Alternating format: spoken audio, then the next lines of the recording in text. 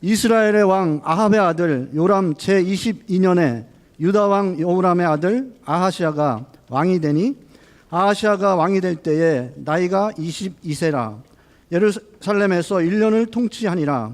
그의 어머니의 이름은 아달랴라라. 이스라엘 왕 오므리의 손녀이더라. 아하시아가 아합의 집 길로 행하여 아합의 집과 같이 여호와 보시기에 악을 행하였으니 그는 아합의 집의 사위가 되었음이로라. 그가 아합의 아들 요람과 함께 길르앗 라못으로 가서 아람 왕 하사엘과 더불어 싸우더니 아람 사람들이 요람에게 부상을 입힌지라. 요람 왕이 아람 왕 하사엘과 싸울 때에 라마에서 아람 사람에게 당한 부상을 치료하려 하여 이스라엘로 돌아왔더라. 유다 왕 여호람의 아들 아하시아가 아합의 아들 요람을 보기 위하여 내려갔으니 이는 그에게 병이 생겼음이더라. 아멘. 열왕기상이나 열왕기하를 보면 우리나라 역사도 아니고 남의 나라 역사인데다가 이름도 낯설어요. 거기에 무슨 김씨, 박씨가 나오는 것도 아니고, 그럼 뭐 이상한 사람들 이름 나오는 그 일이 지금 21세기를 살아가는 우리에게 이게 무슨 상관이 있다고 이런 성경을 읽고 이거 가지고 우리가 은혜를 받는다, 삶에 적용한다, 이런 이야기를 할 수 있겠는가, 이런 생각이 들 수 있습니다. 근데 이 이야기는 사실 저 시돈이라고 하는, 우리로 말하면 그 단동이나 혹은 무슨 그 장춘이나 이런 우리하고 별개의 저 떨어진 어느 중국의 조그만 도시에 엣발이라고 하는 사람이 거기다가 바알 신상을 하고 뭐 굉장히 그렇게 우상 숭배를 열심히 하는 그런 왕조가 하나 딱 생겼단 말이죠. 근데 그게 나하고 무슨 상관이 있었나 했더니 그게 갑자기 오므리의 집안에 아합이라고 하는 그 왕의 부인으로 그 엣바알의 딸이 쓱 들어온 거예요. 그러면서 저 바알 신앙이 시돈이라고 하는 조그만 저 중국 어디에 붙어 있던 그 신앙이 갑자기 개성 있는 데까지 이렇게 들어온 겁니다. 그런 얘기예요. 거기 들어와서 거기서 벌어지는 일이라 이거죠. 그러니까 우리가 이걸 딱 보면 그런데요. 근데 이 오므리 집안은 사실은 굉장히 백성들로부터 존경을 받아요. 그리고 이 오므리 집안은 군인들을 잘 통제를 하고 리더십이 있는 그런 집안이에요. 그런 집안에 이 아합이라고 하는 사람이 딸을 낳는데 그 딸 이름이 아달랴예요. 그리고 아들을 낳는데 아들 이름이 요람이에요. 딸은 남쪽으로 시집을 보냈어요. 근데 그 집안이 어디냐면 다윗의 집안에 시집을 보냈어요. 이 딸이 거기에 가서 아들을 낳는데 이름이 아하시아예요.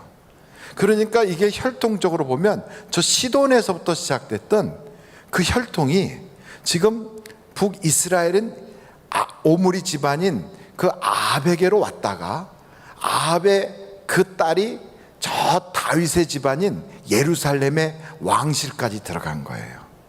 그러면서 이 오므리 집안의 아합의 그 아들 요람이라고 하는 사람이 북이스라엘의 왕이 되고, 남쪽은 아달랴라고 하는 그 아합의 그 딸의 아들인 아시아가 왕이 돼요.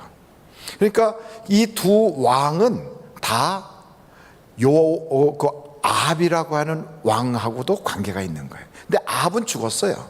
그러니까 그 아합의 부인인 이세벨이 살아있는데, 우리가 다 아는 것처럼 이세벨은 아주, 이 사람은 완전히 그냥 무당이에요, 무당.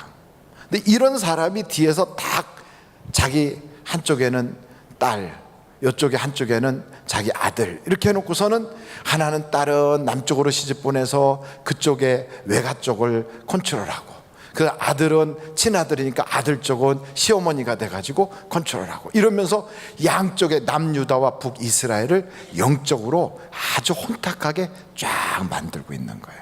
이런 바로 그때 하나님께서는 이 오므리 집안, 이 아합의 집안이 굉장히 견고한 집안인데 3년 동안 흉년이 와도 망하지 않는 집안이에요. 이런 그 대단한 집안을 어떻게 무너뜨릴 것인가, 이 바알 신앙을 어떻게, 우상 숭배하는 집안을 어떻게 무너뜨릴까 하시면서 하나님이 세운 사람들이 있었는데, 첫째가 엘리사, 둘째가 하사엘, 셋째가 예후라는 거예요. 그래서 그 얘기가 어디에 나오냐면, 여러분 열왕기상 한번 가보세요. 열왕기상 18장이에요. 열왕기상 19장이네요. 죄송해요. 19장 한번 15절서부터 보세요. 여호와께서 그에게 이르시되 너는 내 길을 돌이켜 광야를 통하여 다메섹에 가서 이르거든. 누구에게? 하사엘. 여기 하사엘이라는 데 밑줄을 쪽쪽 거누세요.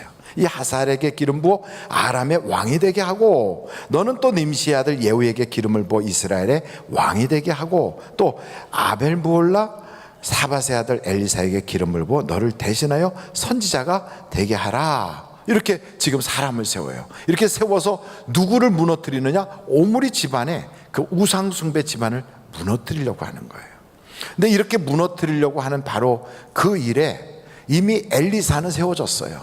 근데 이 엘리사는 그래서 이스라엘 그 안에서 활동을 하고 있어요. 근데 두 번째 하사엘을 아람 나라에 세웠어요. 그 하사엘이 그 아합의 아들 요람과 전쟁을 하는데 요람이 부상을 당한 거예요. 그러니까 하사엘이라고 하는 인물이 딱 들어왔어요. 그리고 요람은 그 사람한테 부상을 당했어요. 지금 이런 사태가 되고 있으니까 지금 이 주변 환경 전체가 어마어마한, 겉으로 보기에는 평화가 있고 겉으로 보기에는 견고하고 겉으로 보기엔 누구도 건드릴 수 없는 그러한 막강한 집안이지만, 하나님은 착착착 진행하면서 무너뜨리려고 한다는 거죠.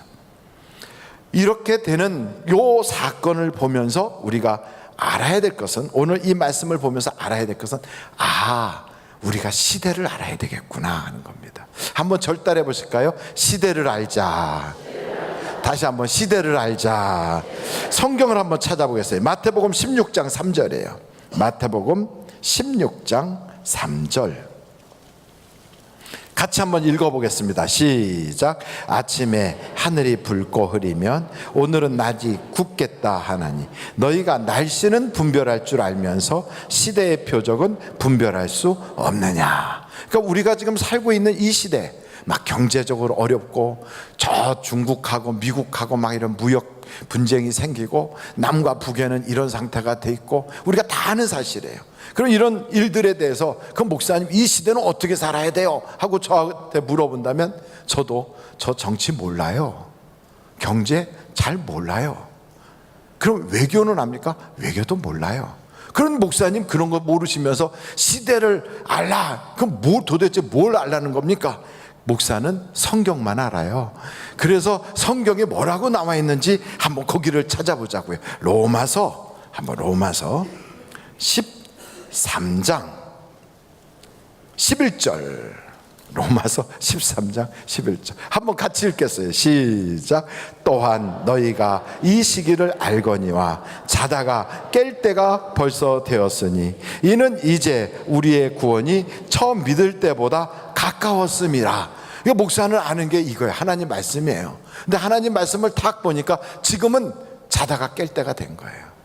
여러분, 우리가 어떤 잠에 빠져있든, 그게 돈 버는 일에 재미가 쏠쏠해서 거기에 빠져있든, 사랑하는 그 맛에 그냥 인생살이가 자다가도 일어나서 낄낄 웃다가 또 자고 이렇게 재밌든, 아니면 축구 보는 재미로 새벽잠을 설치든, 어떻게 됐든 그런저런 일이 막 벌어진다 할지라도 성경은 우리에게 뭐라고 말씀하시냐면, 작년보다 금년은 주님 오실 때가 더 가까웠다. 재작년보다 금년은 훨씬 더 주님 앞에 설 날이 더 가까웠다. 여러분, 우리는 나이를 먹어간다는 거 있죠. 하루하루 세월이 지나간다는 거, 그리고 우리에게 주어진 아침 식사, 점심 식사, 저녁 식사, 이렇게 밥을 먹는 이 모든 것이 언젠가는 점점 먹다가 보면, 먹고 사는 게 아니라 점점 먹다 보면 먹고 죽는 거예요. 그리고 살면 계속 살 것 같지만 주님 앞으로 하루하루 다가가는 거예요. 그래서 성경은 우리에게 뭐라고 말하냐면, 점점 가까워지고 있으니 자다가 깰 때가 되었다 이 말이에요. 한번 옆에 분들한테 이제는 깰 때가 됐대요. 시작. 이제는 깰 때가 됐대요.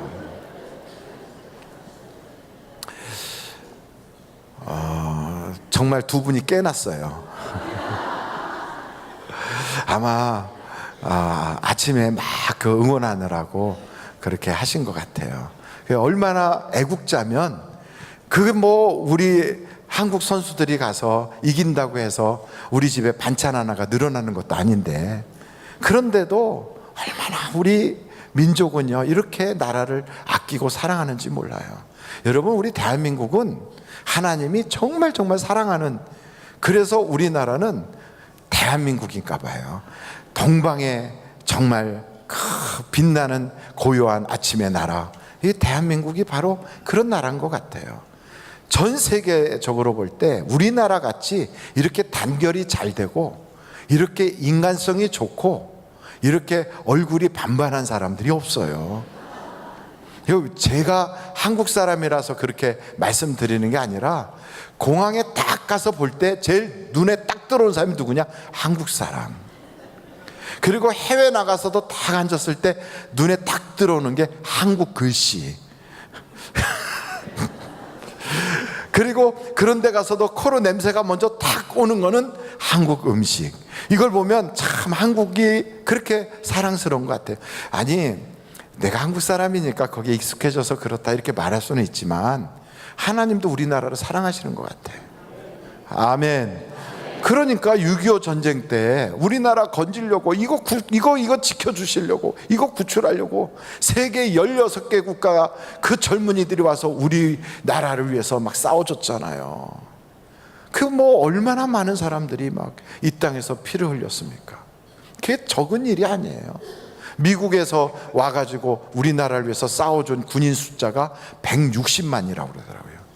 그냥 우리는 생각할 때 우리나라 군인 수가 60만이잖아요. 미국 군인들이 그냥 이렇게 자기들이 이제 뭐 1년씩 있다가 가고 또 오고 이렇게 하면서 해서 전체 왔다가 간 사람이 160만 명이래요. 그 중에서 우리나라에서 전사한 사람이 54,246명이에요. 얼마나 많은 사람들이 피를 흘렸습니까? 이렇게 하고 지켜준 거예요. 왜 그렇게 지켰을까? 저는 지난 금요일도 말씀을 드렸지만, 하나님이 그렇게 수많은 젊은이들의 생명을 던져서 우리나라를 지켜줘야 될 만큼 가치 있다고 여기셨으니까. 그러니까 16개 국가의 그 사람들의 지도자들의 마음을 움직이고, 그러고선 이 땅에 와서 그 젊은이들이 피를 흘리지 않았겠어요. 우리는 그렇게 우리나라를 위해서 싸워준 그런 나라들에 대해서 정말 감사한 마음을 잊지 말아야 돼요. 그 하나님이 왜 우리를 이렇게 지켜주셨을까? 지킬 만한 가치나 있나? 있어요. 왜냐하면 한국이 그만큼 대단한 나라니까. 우리나라는요, 제가 보기에 이렇게 멋있는 나라가 없어요. 그래서 금수강산이라는 것 같아요. 대한민국 사람들은 단결도 참 잘해요. 지금 이제 축구를 해갖고 우리가 4강에 올라갔어요. 우리가 4강에 올라갔던 때가 언제 있었습니까? 2002년. 그때 응원을 했던 거 기억나십니까? 네. 한번 여러분이 해보시면 제가 박수를 쳐볼게요. 시작. 대한민국. 아니, 거꾸로 하자고 그랬잖아요. 여러분이 하시고 박수는 저 혼자 치겠다. 제가 해보겠어요. 대한민국. 잘하시잖아요. 이게 지금 몇 년이 지났는데도 이럽니까? 이거요, 누가 시켜서 그거 하지 않았어요. 우리나라는요, 이 천성적으로 잘 뭉쳐요. 잘 뭉치는 나라예요. 우리나라가 분열의 나라고, 우리나라가 뭐 사색 당파고, 그 지도자들은 그랬어요. 옛날 우리나라 지도자들은.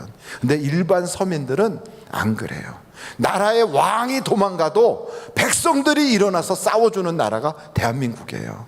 그러니까 임진왜란도 정규군보다는 의병들이 일어나서 싸웠어요. 그런 거 가만히 보면 우리나라는요, 정말 막 그 대한민국 할 때 그 시청 앞에서 이제 혹시 이제 4강에 올라갔으니까 또 다음에 이제 수요일인가 언제 한다는데, 그때는 어디서 응원하자고 그럴지도 모르는데, 하여간 그런 거 한다 그러면 쉣 해서 꼬리 팍 들어가면요, 막 옆에 있는 사람하고 손잡고 막 어떤 때 껴안고 난리가 피다가 아이고 죄송해요. 보면 처음 보는 사람인데 막 그래요. 예, 우리가 그런 사람들이에요. 얼마나 괜찮은 사람들인지. 그리고 드라마 보면서 다 같이 울고 다 같이 욕하고. 왜냐하면 생각들이 다 똑같으니까. 그러니까 우리 이 한민족은요, 막 그냥 이념으로 갈라놓고 지역으로 갈라놓고 막 나이로 갈라놓고 무슨 뭐 온갖 것으로 막 갈라놓고 이러는 것은 다 그 높은 양반들이 하는 거예요. 정치하는 사람들이 하는 거예요. 그래서 성경에도 정사와 권세, 이건 다 어둠의 영들이 하는 거예요. 그러니까 그런데 속지 말고 우리는 원래부터 하나였으니까 한 마음을 하나로 딱 해야 될 줄로 믿습니다. 그래서 무슨 감정이 그렇게 있겠어요? 별로 없어요. 감정이 있다면 그때 내가 커피 샀는데 이제 안 사는 사람, 그 사람한테 혹시 감정이 있을까? 우리 민족은 참 따뜻한 민족, 정이 많은 민족이에요. 그래서 피난을 가도요, 처음 보는 사람인데도 그 전쟁통에 피난 왔는데도 굶겨 죽이지 않고 들어오라 그러고 자고 가라 그러고 밥 먹여주고, 이게 우리 민족이었어요. 그러니까 여러분, 우리나라에 대해서 우리가 자긍심을 가져야 돼요. 하나님도 우리를 지켜주시고, 하나님께서 우리나라에 뭐 볼 거 있다고 그렇게 지켜줬겠어요? 우리나라에 무슨 석유가 납니까? 우리나라에 가스가 납니까? 금은보화가 대단히 많습니까? 아니에요. 우리나라는 보석은 다, 우리나라의 최고의 귀한 것은 사람이 최고기예요. 여러분, 우리 대한민국은 사람이 보배예요. 사람이. 그래서 사람을 귀하게 여길 수 있기를 간절히 바랍니다. 사람보다 귀한 게 없어요. 우리나라 손흥민 선수, 뭐 유현진 선수, 추신수 선수, 뭐 요번에 보니까 이강인 선수, 뭐 얼마나 참 대단해요. 거기다 박세리도 있고 막. 가만히 보니까 야, 우리는 사람이 보배구나. 제가 말한 사람은 전부 다 선수들만 말했는데 제가 무식해서 그래요. 그거는 아는 게 거기까지밖에 안 돼. 근데 그 외에도 막 피아니스트로 대단한 사람, 가수로서 막 대단한 조수미 같은 양반들, 또 문학으로 엄청난 분들, 막 이런 사람들이, 기라성 같은 사람들이 막 일어나는 대단한 민족입니다. 그래서 세계 최고로 금속 활자를 가장 먼저 만든 나라가 대한민국이에요. 대한민국. 우리가 가만히 살펴보면 이렇게 서로 인정해주고 키워주고 아껴줘야 될 귀한 보배들이거든요. 옆에 사람 보면서 아이고, 여기 보배가 계셨네요. 반갑습니다. 시작. 아이고, 보배가 계셨네요. 반갑습니다. 그래, 귀한 걸 귀하게 여길 줄 알아야 돼요. 그래서 여러분, 우리는 사람을 귀하게 여길 줄 알아야 돼요. 그런 우리가 귀한 것을 하나님이 이렇게 지키라고 딱 보내주셨는데 이걸 모르는 거예요. 지금 성경에 보잖아요. 이제는 그런 모든 무지에서 깨어날 때가 됐다는 거예요. 당파, 사색 당파는 조선 말에 이미 끝났어요. 그때는 우리가 이방 외국에 뺏기고 뭐 섬기고 나라 다 뺏기고 이런, 그렇게 됐던 그때로 이미 지나갔어요. 이제는 세계 열강의 어깨를 나란히 하는 그런 국가로 변했어요. 그런데도 여전히 대한민국의 지도자들은 나누려고 그래, 찢으려고 그래, 상처 주려고 그래. 속지 마십시오. 원래 정사와 권세 뒤에는 어둠의 영이 있는 거예요. 그럼 우리는 그런 데서 딱 깨어나서 뭘 해야 되느냐? 사람을 사랑하자는 거예요. 대한민국을 사랑하자는 거예요. 그리고 우리에게 주신 것을 귀하게 여길 수 있어야 돼요. 우리에게 주신 것 중에 최고로 귀한 게 뭔지 아십니까? 가정이에요. 가정. 여러분, 우리는 우리에게 하나님이 나라를 맡기진 않았어요. 우리에게 무슨 뭐 엄청난 큰 대체보를 맡기지 않았어요. 우리한테는 그냥 가정을 맡겨주셨어요. 근데 그 가정이 살아나면 대한민국이 사는 것이고, 그 가정이 무너지면 대한민국이 무너지는 거예요. 그런데 한국은 지금 가정이 깨지고 있잖아요. 그래서 우리가 이 가정을 지켜야 되겠구나. 어떻게 지킵니까? 내가 눈 부릅뜨고 있다고 지켜집니까? 안 되는 거예요. 내 가정에 복음이 들어가야 돼요. 내 가정에 하나님이 지배해야 돼요. 내 가정에서 하나님의 말씀이 기본이 돼야 되고, 내 가정에서 찬송이 울려 퍼지고 서로가 서로를 축복하고 사랑하고 격려할 수 있는 그런 모습이 회복될 때, 그때 여러분 가정이 행복해지는 거예요.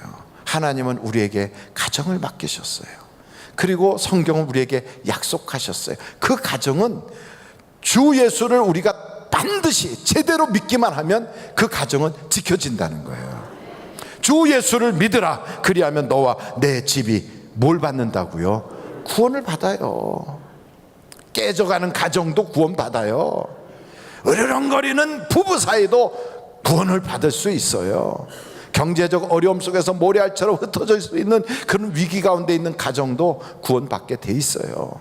그래서 여러분, 지금은 그런 불신앙, 세상의 두려움, 경제적으로 어렵다, 자영업이 무너진다, 직장이 아슬아슬하다, 내 생활이 앞으로 너무너무 어려울 것이다 라고 하는 많은 세상의 어두운 사인들을 절대로 믿음으로 받지 마십시오. 하나님의 약속을 붙잡으세요. 하나님의 약속을. 하나님은 우리에게 약속하셨어요. 주 예수를 믿으라. 그럼 내 집이 괜찮아질 거야. 구원 받을 거야.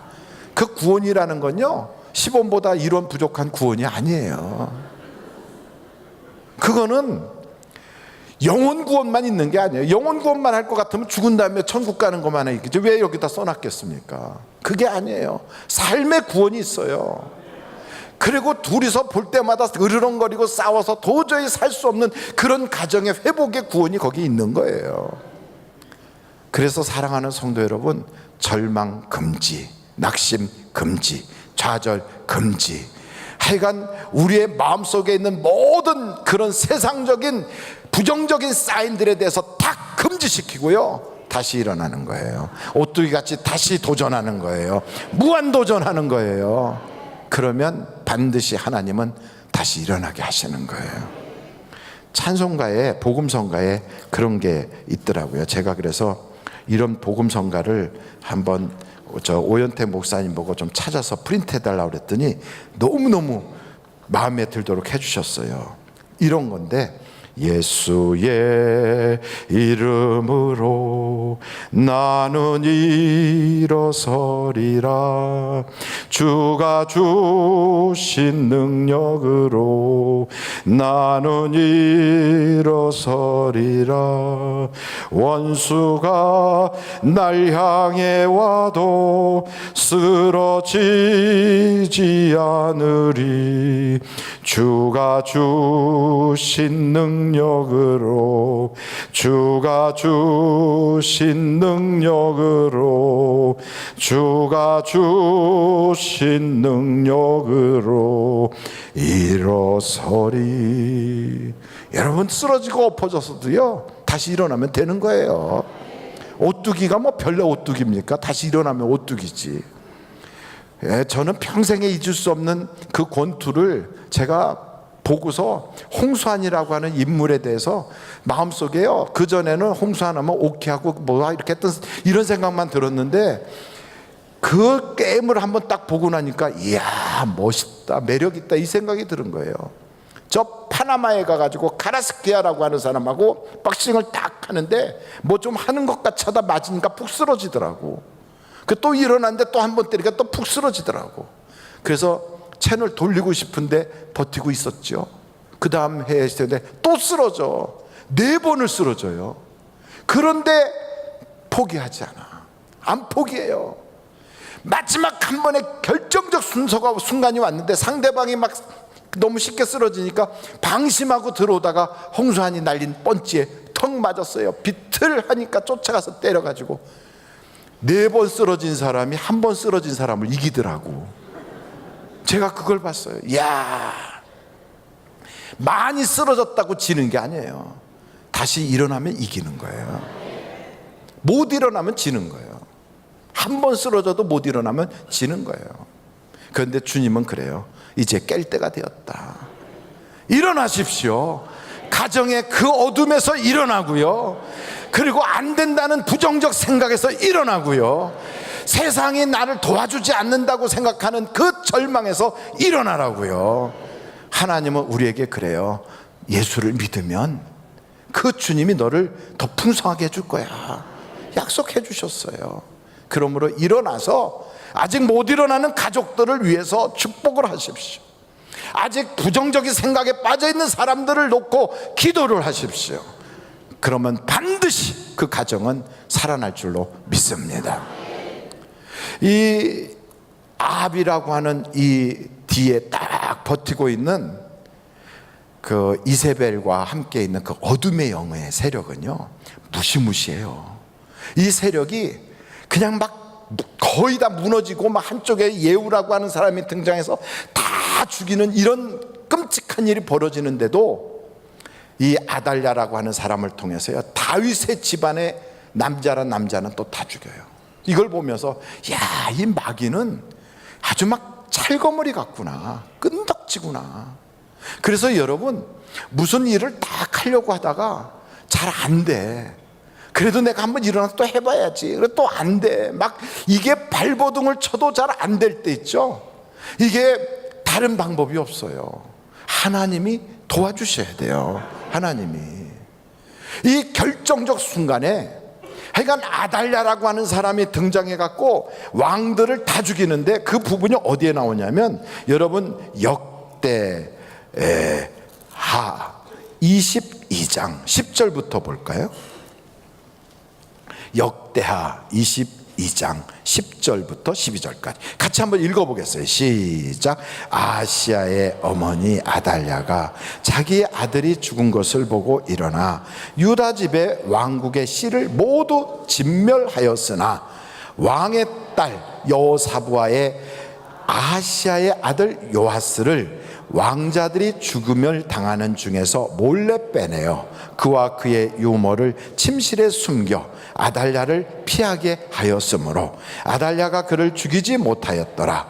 여호사부앗은 여호람 왕의 딸이요 아하시야의 누이요 제사장 여호야다의 아내이더라.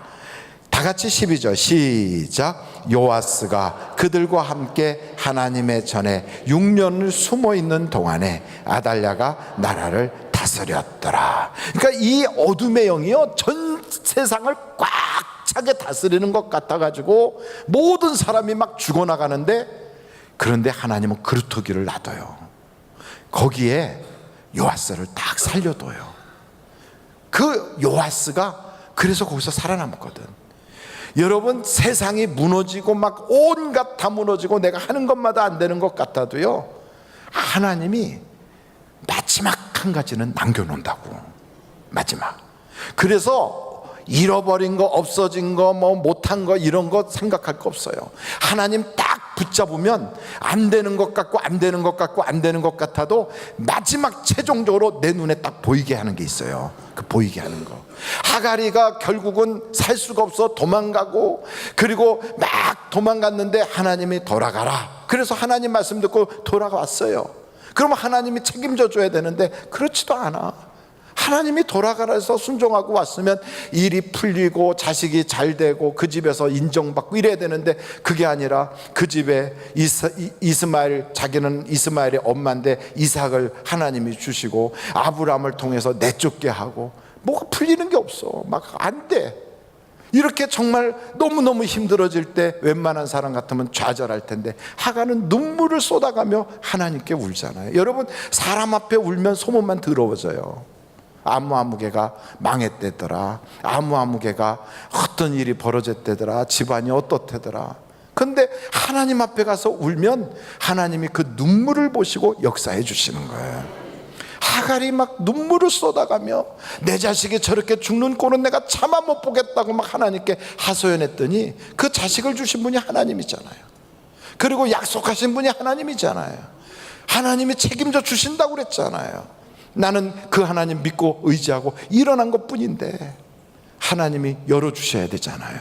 가진 게 아무것도 없는 그 여자 앞에 하나님이 샘물이 터지게 하시더란 말이에요. 보이지 않던 그 사막 땅에서 샘물이 터지는 거예요.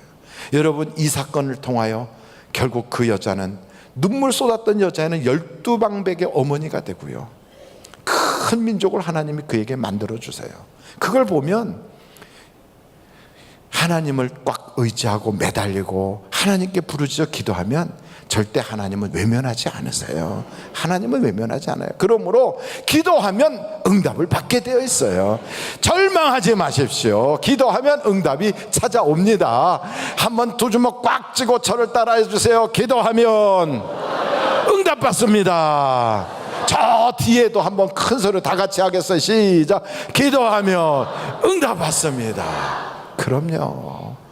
성경에 그래요. 구하라 그럼 주신다는 거예요. 찾아라 그러면 얻어진대요.